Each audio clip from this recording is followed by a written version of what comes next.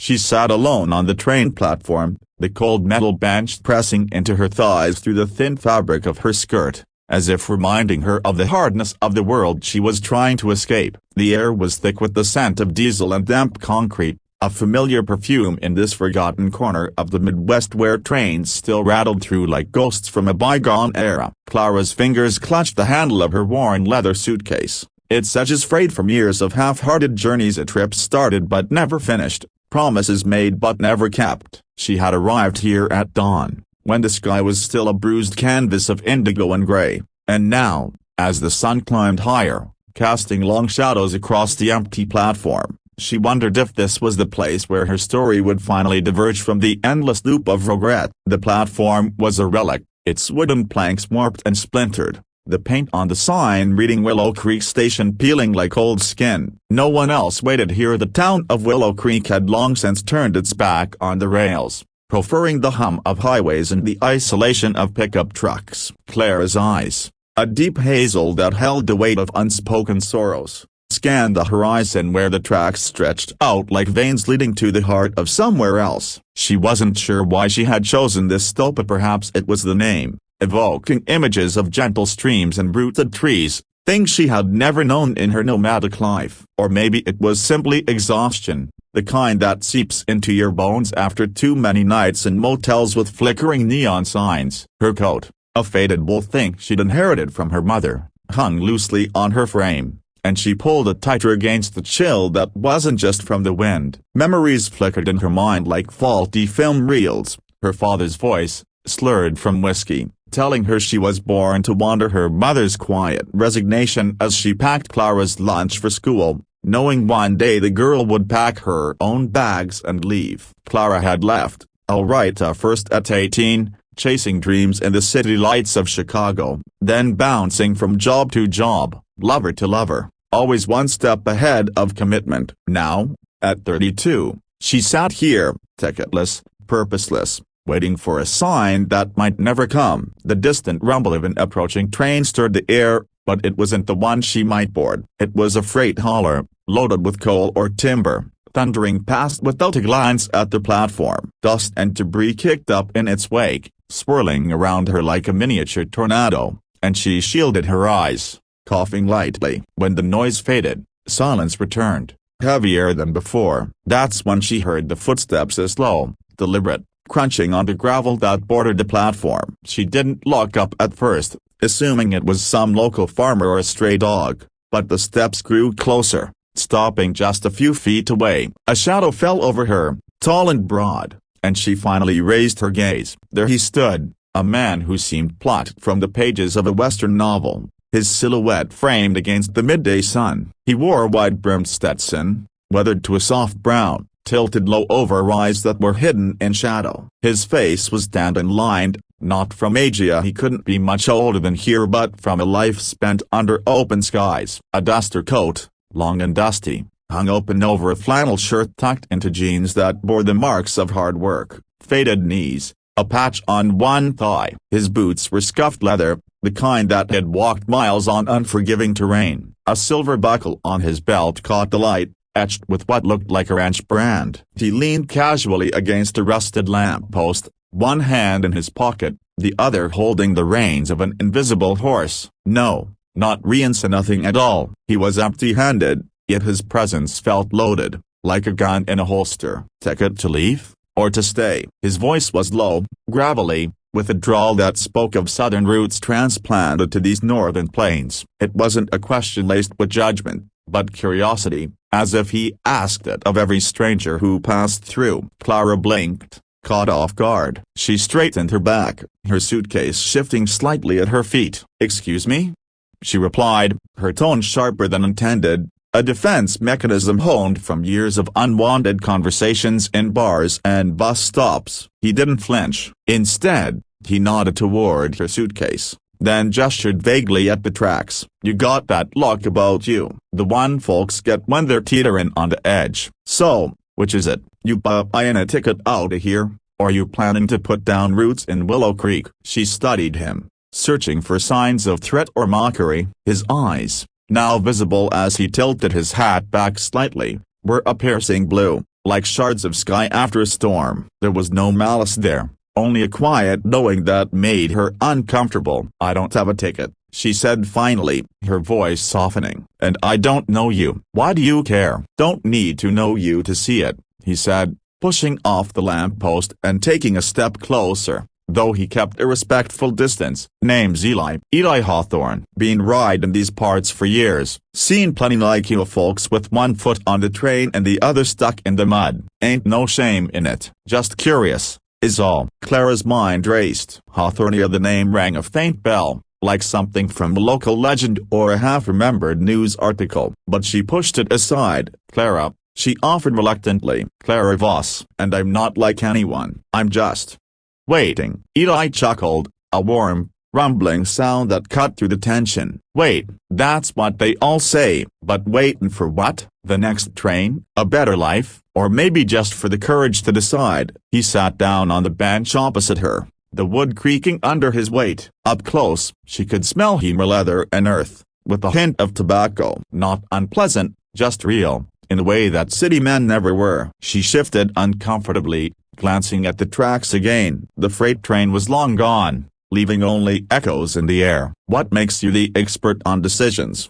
she asked, deflecting. "You look like you're from another time, cowboy hat and all. This isn't the Wild West anymore." Eli's smile faded slightly, his eyes drifting to the horizon. "Maybe not, but some things don't change. The land, the sky, the pull of the unknown. I grew up on a ranch not far from here." Hawthorne spread, been in the family for generations. "Cattle, horses, the works. Thought I'd never leave. But life has a way of pushing you out the door." He paused, rubbing a calloused hand over his jaw. "Lost the ranch a few years back. Drought, bad loans, you name it. Been wandering since, talking odd jobs, riding fences for folks who still got land. So yeah, I know a thing or two about leaving and staying." Clara felt a pang of empathy, unexpected and unwelcome. Her own losses were different, emotional, intangibly, but the ache was similar. "I'm sorry," she murmured. "About the ranch." He shrugged. "Don't be. Taught me that home ain't a place. It's what you carry with you." His gaze returned to her, intense. "So, Clara Voss, what's your story? What brought you to this godforsaken platform?" She hesitated, her fingers tracing the zipper on her suitcase. Inside were the remnants of her life, a few changes of clothes, a journal filled with unfinished entries, a locket from her grandmother containing a faded photo of a family she barely remembered. "I don't know where to start," she admitted. "I've been moving for so long, it's like I forgot how to stop. Left home young, chased jobs in the city. Thought I'd make something of myself, a artist, writer, something creative. But it never stuck. Relationships neither. Always ended up packing up and going." Eli nodded slowly. "Sounds familiar. The road's seductive. Promises freedom, but delivers loneliness. Ever think about why you run?" The question hit like a punch. Why did she run? From her father's anger, her mother's silence, or from herself, the part that feared she'd never be enough? "Maybe," she said softly. "But thinking doesn't change anything. Action does. That's why I'm here." I got off the last train on impulse. Thought maybe a small town would force me to face it. Willow Creek ain't small, it's microscopic," Eli said with a grin. "Population 500, give or take. One diner, one bar, a general store that sells everything from bait to Bibles. But it's got heart. Folks here stick together. If you're looking to stay, could do worse." Clara looked around, really seeing the platform for the first time. Beyond it, fields stretched out, golden with late summer wheat, dotted with silos and farmhouses. In the distance, a church steeple pierced the sky, and she could hear the faint lowing of cattle. It was peaceful, almost inviting. "And if I leave?"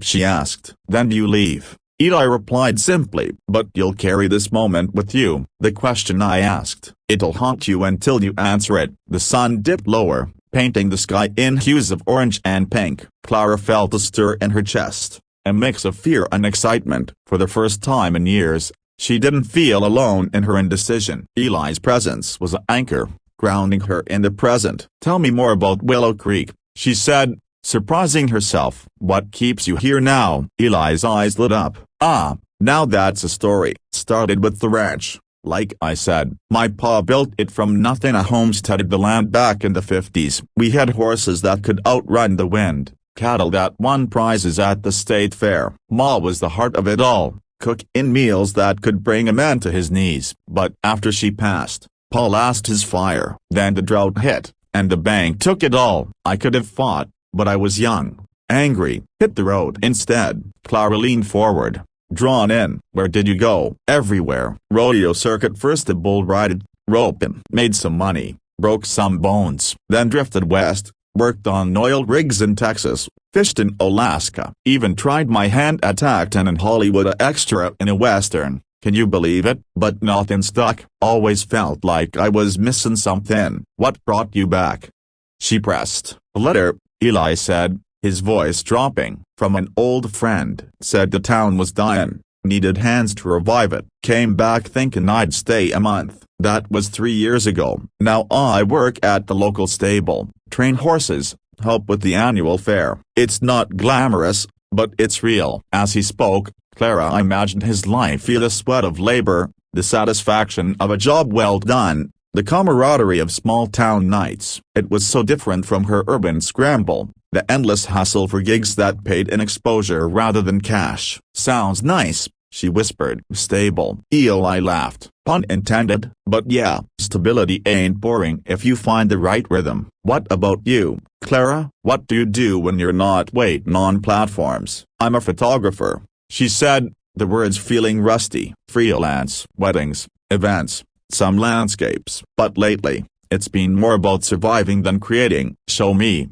he said suddenly, nodding at her suitcase. You got your camera in there? She hesitated, then unzipped the bag, pulling out her old Nikon. Its lens cap scuffed but the body solid. It's nothing fancy, she said, handing it to him. Eli turned it over in his hands, respectful. This has seen some miles. What's your favorite shot? Clara thought back to a photo she'd taken in New York. A street musician under rain-slicked lights, his face etched with passion. One from the city, she said, but I left the prints behind. Too heavy to carry. Ain't that the truth? Eli murmured. We all leave pieces behind. The conversation flowed easier now, like a stream finding its course. They talked of dreams deferred, of loves lost. Eli's to a woman who chose the city over the ranch. Clara's to men who promised forever but delivered only mornings after. The sun set fully, stars emerging like pinpricks in the velvet sky. A passenger train's whistle pierced the night,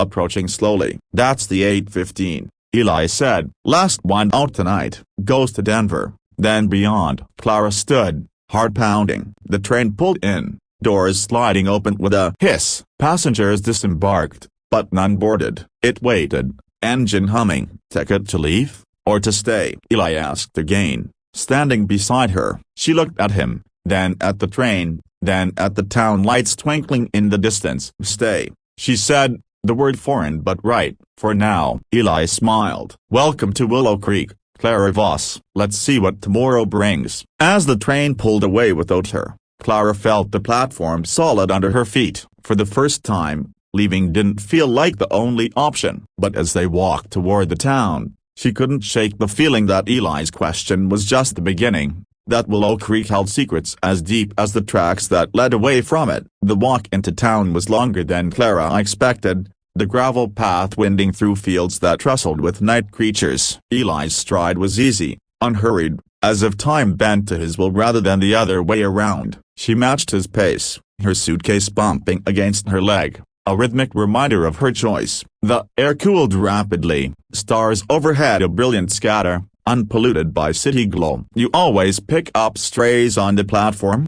She asked, half joking. Only the interesting ones, he replied with a wink. Most folks pass through without a second glance. But you looked like you were wrestling with something big. Clara nodded, though she didn't elaborate. The town emerged gradually, a cluster of lights, the silhouette of buildings against the dark. Main Street was a single lane, lined with shops shuttered for the night, a hardware store with tools in the window, a bakery promising fresh pies, a post office that looked like it hadn't changed since the 1920s. At the end stood the Willow Inn, a two-story Victorian with a wraparound porch, its sign creaking in the breeze. Best place in town, Eli said, holding the door for her. The lobby was cozy, wood-paneled, with the fireplace crackling and armchairs that invited sinking in. Behind the desk, an elderly woman with silver hair pinned in a bun looked up from a crossword puzzle. "Eli Hawthorne, as I live and breathe," she said, her voice warm but scolding. "What brings you here at this hour? And who's this?" "Even in, Mrs. Grady," Eli said, tipping his hat. "This is Clara Voss, fresh off the train. Or rather, not off the next one. Needs a room for the night." Mrs. Grady eyed Clara appraisingly, then smiled. "Welcome, dear. We've got the corner room upstairs, a nice view of the creek. $20 a night, breakfast included." Clara paid with cash from her wallet, the bills crisp from her last gig. "Thank you," she said, taking the key. "Get some rest," Eli said as she headed for the stairs. "If you're up for it, meet me at the diner tomorrow morning. I'll show you around." She paused, hand on the banister. "Why are you being so kind?" He shrugged. "Small town habit. Besides, everyone needs a guide when they decide to stay." Her room was simple but clean, a bed with a quilt, a dresser, a window overlooking the murmuring creek. Clara unpacked minimally,